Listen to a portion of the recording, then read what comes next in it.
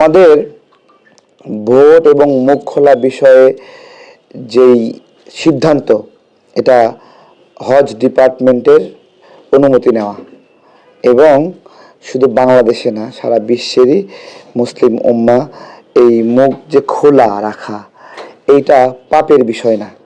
আমরা যারা ইসলাম বুঝি, অতটুকু বুঝি যে এটা পাপের বিষয় না, মুখমণ্ডল খোলা রাখা, তাই না?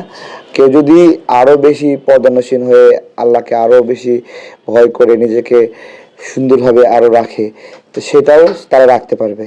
কিন্তু ভোট কেন্দ্র আসলে একটা বড় জালিয়াতির সম্ভাবনা আছে। আমার বোনদেরকে বলি যারা এটা করেন, ঠিক আছে? তো আপনি আব্দুর রহিমের মেয়ে না আব্দুল জব্বারের মেয়ে, এটা তো বোন জানতে হবে। না হলে আপনি তো আরেকজনে ভোট দিয়ে যাবেন, বা আপনি 3বারও ভোট দিতে পারেন, তাই না?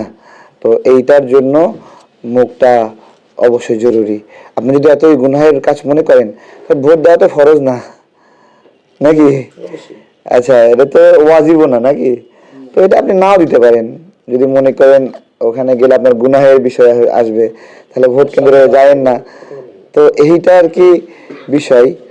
তো এই আর কি, শুনেন, আমাদের অনেক বিষয়টা আছে না, আমরা বিকৃতভাবে উপস্থাপন করি।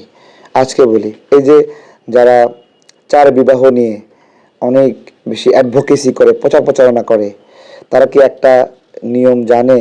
সৌন্দর্যে মুগ্ধ হয়ে দ্বিতীয় বিবাহ করা হারাম। তারা কি জানে? বলেন।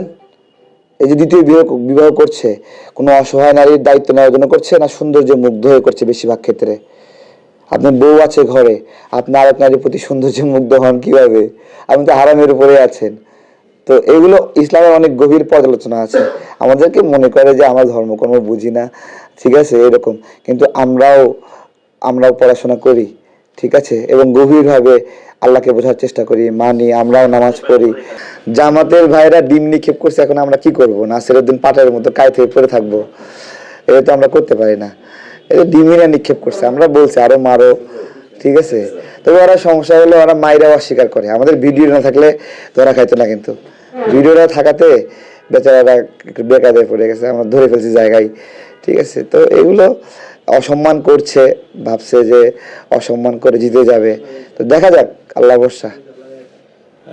আমরা দেখলাম হাবিবুল্লাহ বাহার কলেজে ছাত্র দলের ভূমিকায় জামাতে ইসলামের লোকজন নাসিরউদ্দিন পাটোয়ারির উপরে ডিম নিক্ষেপ করলো। ঠিক একই কায়দায় আপনার উপরে সেদিন যেভাবে হামলা করার চেষ্টা করলো, সেখানে কি আসলে কি ছাত্র শিবির ছিল, নাকি জামাত ইসলামের পুরো গোষ্ঠীটাই ছিল? না, ওরা হলো দাড়িপাল্লার ক্যাম্পেইন করতেছিল আগে থেকেই। তা আমরা আমাদের প্রচার ট্রাক নিয়ে ওদিকে পাস হচ্ছিলাম, তো ওরা আমাদের ফলো করতে করতে পুরো ডিমটায় আসে, ঠিক আছে। টিমটা এসে আমাদের হ্যারাসমেন্ট করে, আমাদের পুরো সিনটা আমার ভিডিও রেকর্ডিং রাখি, তো যে কারণে একটু সুবিধা হয়।